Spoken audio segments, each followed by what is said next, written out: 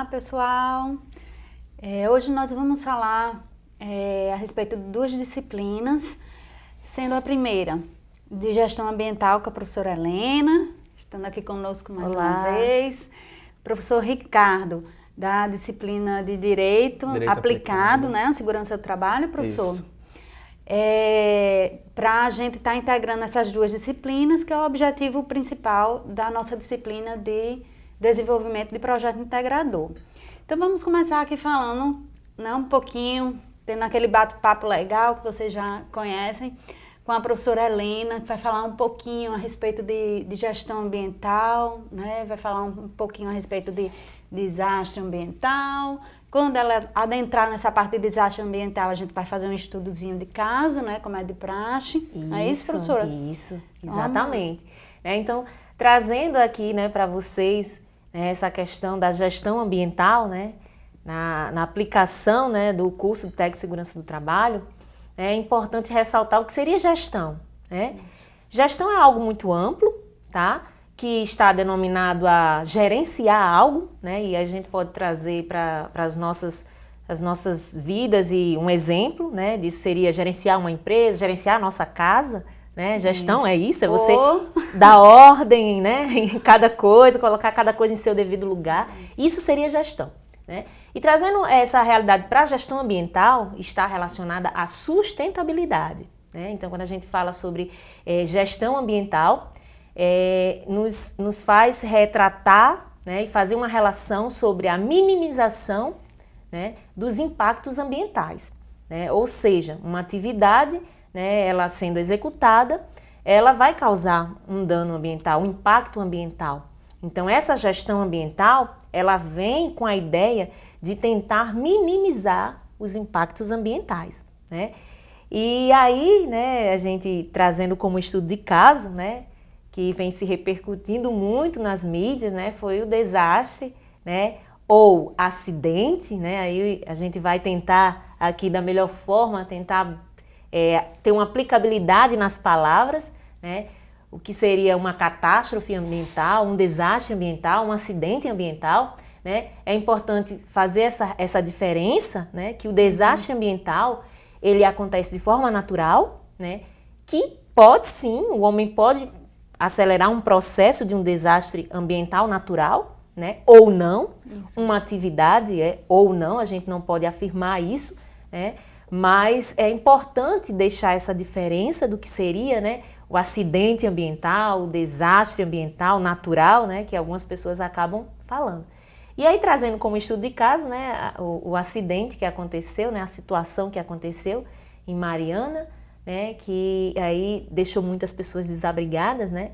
E aí, além disso, né, a questão ecologicamente, né, falando, né, como é que vai ser esse processo da natureza, né, de reabilitação da natureza, né? E aí alguns estudos já mostrou aí 100 anos, alguns anos, né?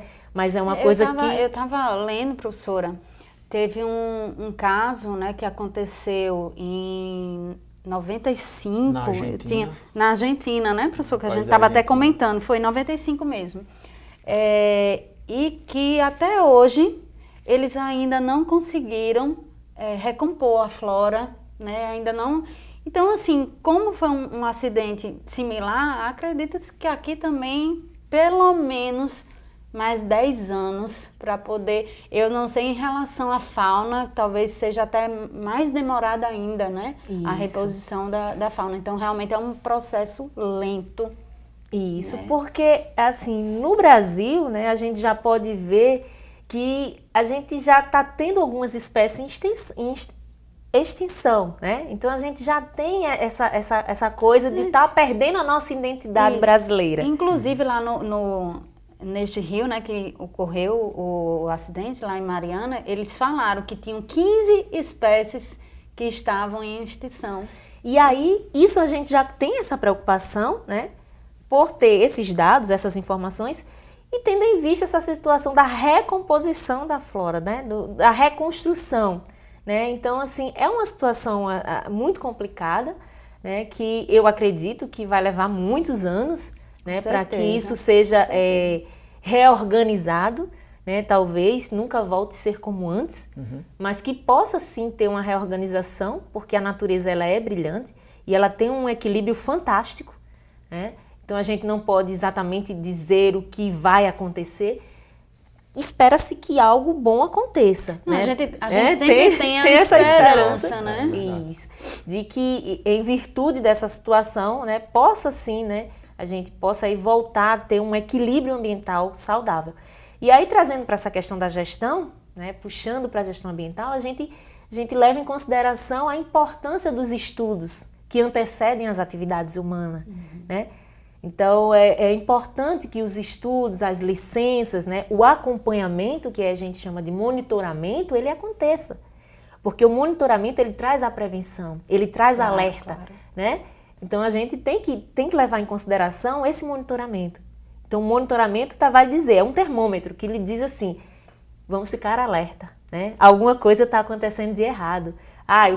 Eu estou executando uma atividade aqui, mas a alguns metros, Daniele está executando uma outra atividade, né? Será que a minha atividade não vai impactar na de Daniele? Então, esse monitoramento, ele é importante, porque aí ele vai servir de termômetro, né? Até onde a nossa atividade pode ir. É igual, a gente sempre procura fazer uma relação com o nosso dia a dia, com a nossa vida, né? Você tem um filho que está doente, está com febre, o que é que você vai fazer? O monitoramento, né, daquela febre, ver se a febre baixou, né, se não, se está aumentando, se estiver aumentando, você faz o quê? Aí vem as ações, né? Isso. Não, tá baixando, então eu vou continuar. Não, a febre está aumentando mesmo eu dando medicamento, não, vou levar ao médico, né? Então vem as ações baseadas no monitoramento que você está fazendo. Isso. E aí tem um pico, né? Que se chegar a 40 graus, o que pode ocorrer? Né? Pode acometer a morte, né? Isso, exato. Só pode ter um processo aí.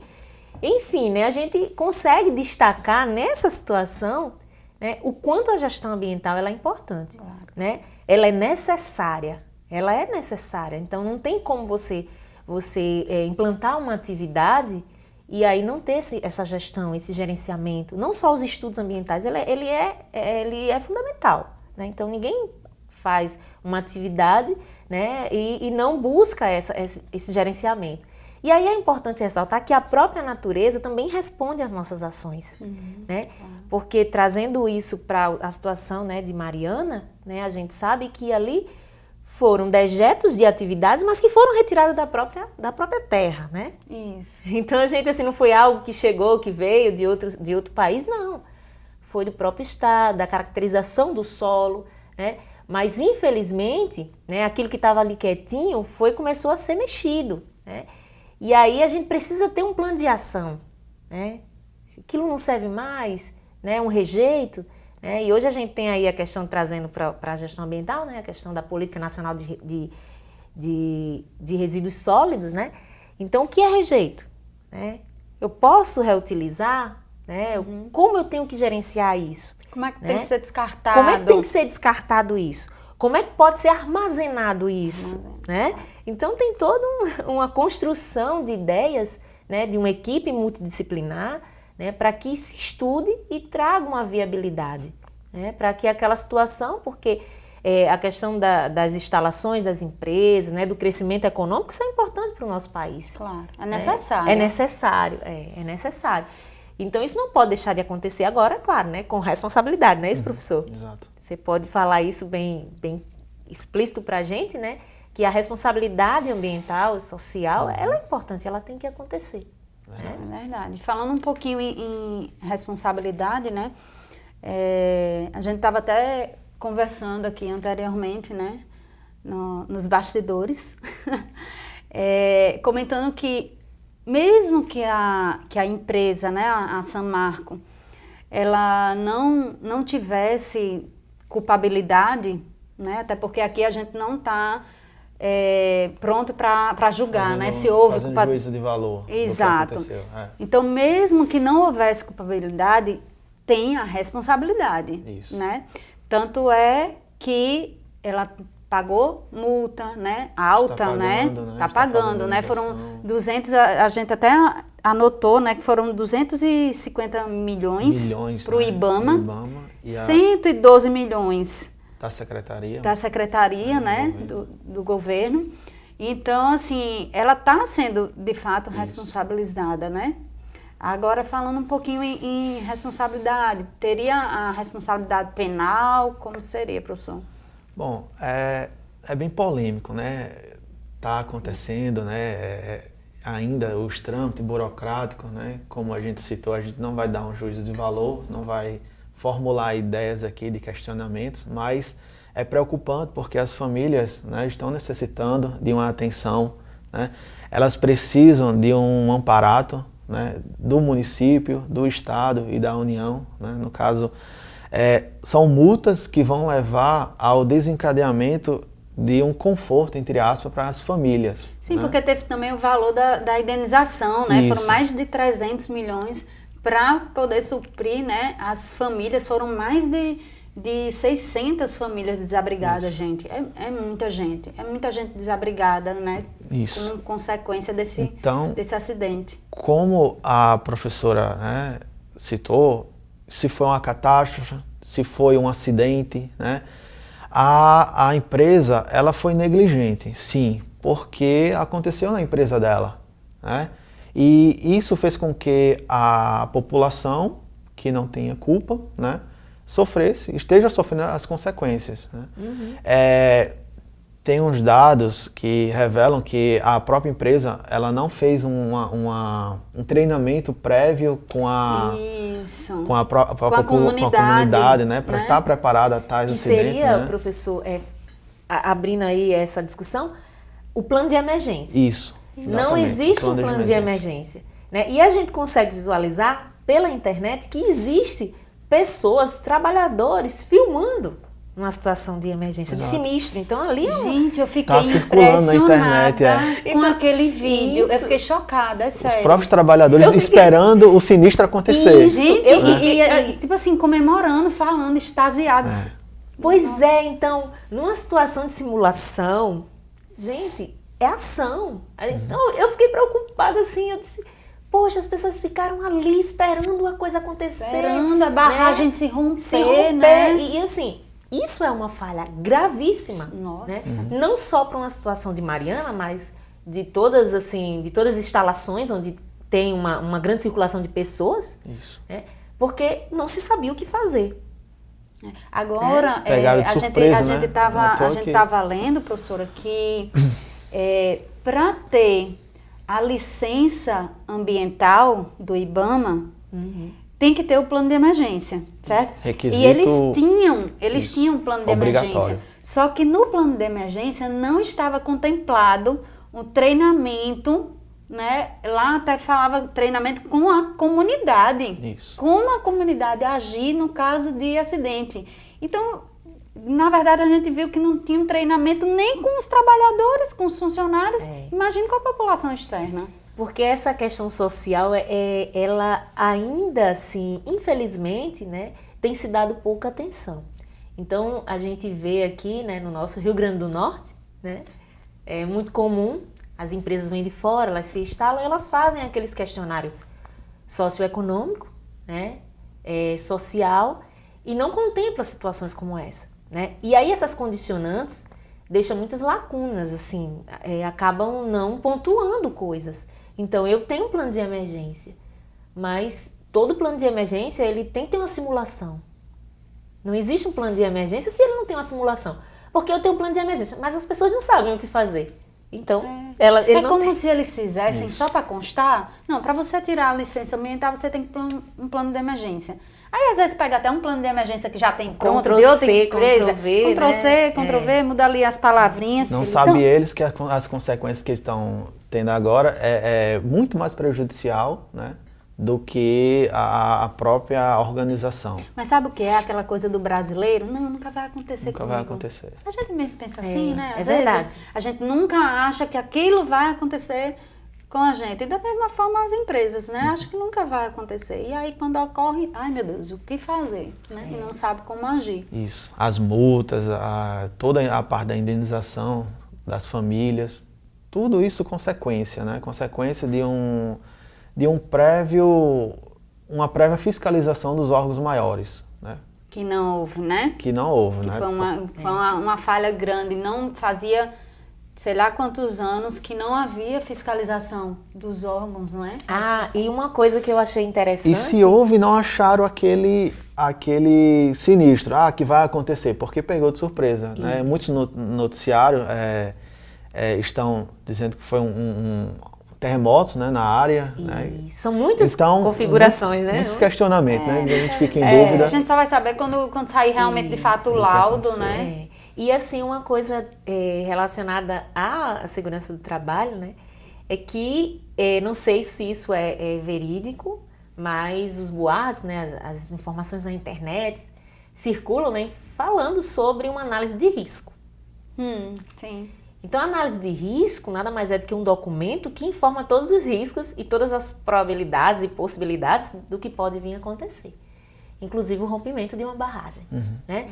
Então, às vezes, não é levado em consideração o que alguém escreve ou que alguém, né, informa, porque é aquela ideia de que nunca vai acontecer, né?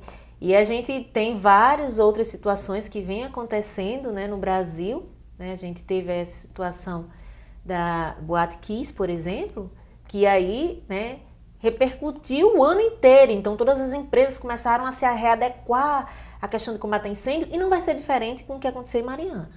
Só agora que vão se mexer. Então, agora os órgãos ambientais, juntamente com as empresas, elas vão começar a exigir mais e mostrar que estão fazendo.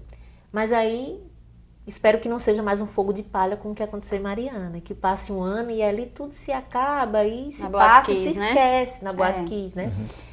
Então, a gente tem essa expectativa aí de que, infelizmente, né, essa situação aconteceu como um alerta, porque eu acredito que é um alerta, né? Foi um alarme muito alto.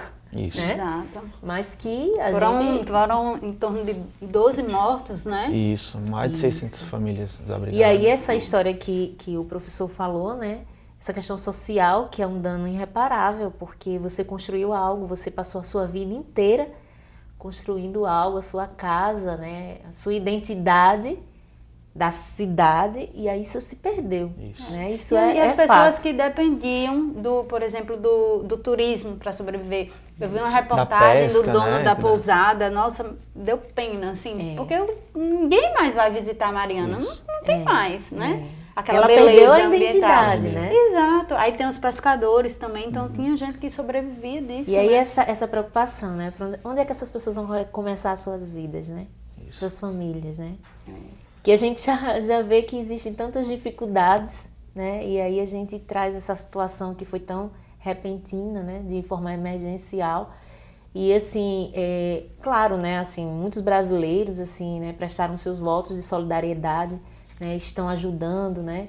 Mas a gente sabe que existe algo que é irreparável, né? Que é aquilo que foi construído pelas famílias, né? Aquele espaço físico, né? Infelizmente, né? Foram essas situações. E aí vamos torcer para que esse alerta... Né? Cabe agora o poder público, né? Tomar a frente, o próprio Ministério Público, né? Autuar a empresa e estar do lado da população. Porque é dever, né? É o dever e a obrigação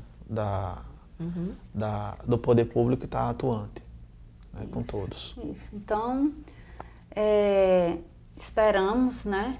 Que realmente haja essa conscientização do poder público. Temos a esperança de que realmente Mariana, né, consiga voltar a ser o que era antes, que é um pouco difícil, né? Mas pelo menos assim que as pessoas consigam, né, voltar, né, sua vida aos poucos ao normal, e que vamos esperar que seja 10 anos, 15 anos, né, para haver a recuperação ambiental. Ok? Então, obrigada, professora Helena, obrigada, professor Ricardo. E, pessoal, espero que tenham aproveitado mais essa videoaula da nossa disciplina. E até a próxima.